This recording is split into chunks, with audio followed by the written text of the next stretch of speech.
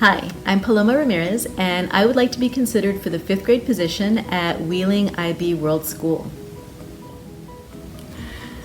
Okay, first question, cartoon character.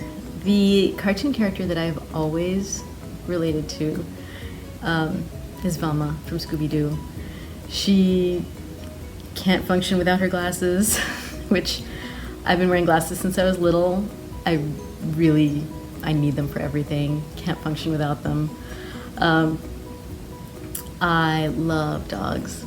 I just do. And she was always the one who was able to get Scooby to do his thing when they needed him to, and was right there with him. And that's kind of how I am with dogs. I love them. And Velma was the person on the show. Every week, every episode, she was the one who was able to spot the clues and piece them together and just solve the mystery in the end. She was the problem solver. Nothing would have got done without her. And I just really have always loved solving puzzles and putting things together, and even math problems, seeing something and going through all the different ways that you can figure out the answer to, especially math problems, really. But knowing that there are different ways to come at a problem, knowing that there are different ways to figure out what information you need, what's important, what's not, and what helps you and what brings it together. And that's the kind of thinking that I really want to bring into a classroom, and help my kids understand that there are different ways to come at a problem, but you can always figure out a way to solve it. So what attracted me to teacher life? My mom was a teacher, and growing up, she was always, we would just be at a bookstore or on vacation, and she would see things and say oh, you know what, that would make a great science experiment, or that's a great way to tie into this math concept, and she was just always seeing things in terms of things that she could bring into the classroom, and in terms of ways that she could really help engage her students and create these really interesting lessons and really have fun with it. And she was just so passionate about teaching all the time. She was constantly teaching. And for me, growing up around that, it really, what it ended up doing was making me really passionate about learning. And I just became an enthusiastic, lifelong learner as a result of growing up with this really enthusiastic teacher. And when I grew up, I kind of went my own way. I decided to do something, my own kind of path. I loved watching TV, I love media, and so I went into TV marketing and production, and it was great. It was fun. At the end of the day, my job was to get to people to watch more TV, and it didn't feed my soul in the way that I wanted it. I don't know, in the way that my mom's job fed her. And getting people to watch more TV, it wasn't the contribution to society, to the world, that I really wanted to be making. And so after years of doing that, I really started thinking about what I would rather be doing and how I would rather be adding to the world. And I thought about, just kept coming back to my mom and her love of what she did and her passion, and how education is so important to everything, and it felt to me like becoming a teacher was the best way possible that I could make the kind of contribution that I wanted to make. helping kids understand the world around them. It was really what I wanted to do. So when I first moved to Colorado to start my graduate program, I stayed with friends, and I would go for walks in their neighborhood and just kind of, walking around, getting acclimated to being here. And there was a park about 2 blocks away, and I remember going to the park and kind of looking at the families that were there and the kids in the playground, and kind of actually being surprised at how much they reminded me, how much they resembled my own family and the kids that I grew up with growing up in El Paso, in Texas, right on the Mexican border. And that familiarity, that resemblance really made me feel like I had definitely made the right decision in coming to Colorado.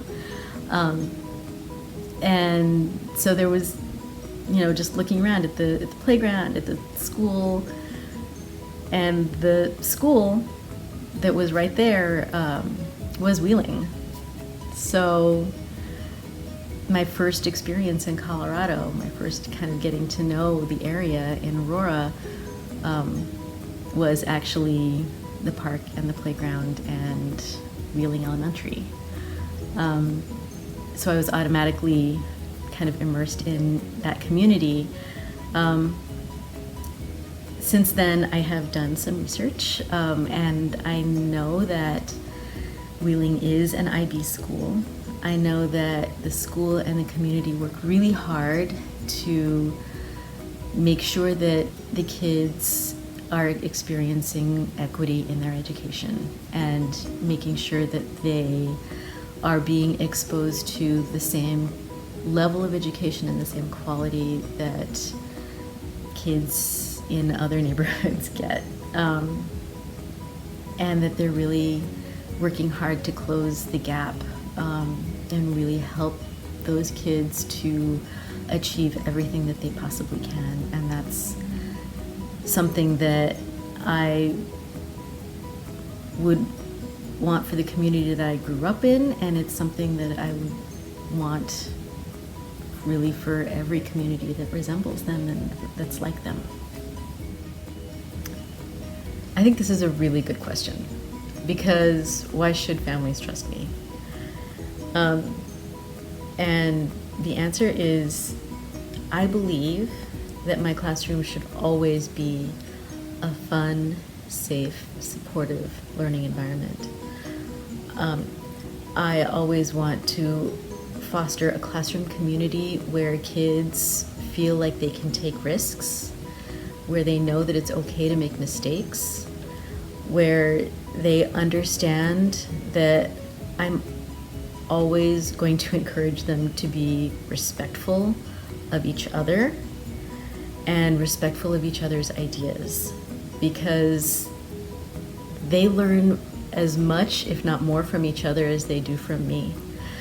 And I want to make sure that they always feel like their community, their classroom community, is a place where they can do that. And it's safe, they can take risks, and they can participate and feel comfortable doing all of the things that will help them be the best learners possible. So that's something that I feel in my core is going to help my kids be the best learners they can be, and that's something that I always will work for, to make sure that I have relationships with them to get them there. Culturally responsive teaching means a lot of things to me, but mostly what it means is understanding that my students come from all kinds of different backgrounds and they have all kinds of different experiences. And really understanding that no matter what that background is, no matter what that experience is, each and every one of my kids is capable of learning. And it's my job to make sure that they have every opportunity to learn as much as they can and to achieve as much as they can, because that's what equity in education means to me.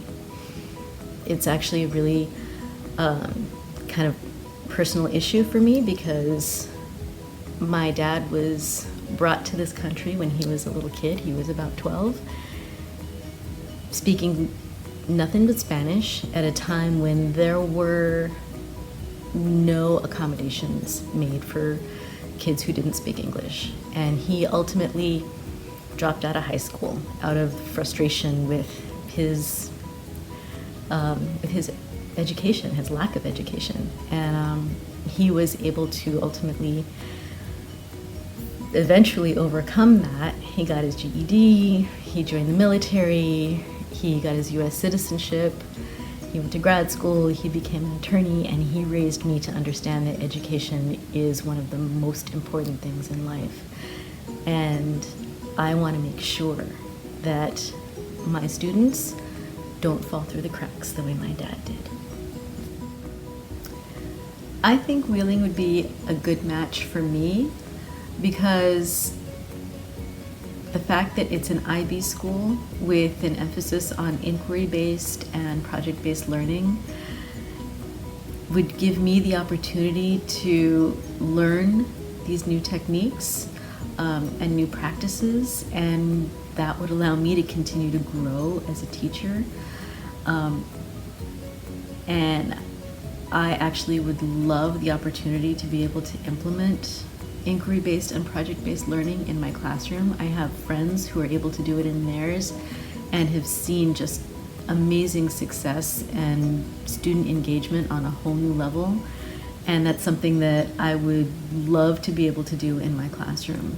I think these practices really help kids learn and gives them the tools to apply that learning in real, tangible ways that just helps it sink in that much more. And that's something that I would really love to be able to do. Thanks so much for listening. I really appreciate the opportunity to talk to you guys and answer your questions, and I look forward to hearing from you soon. Happy 4th of July!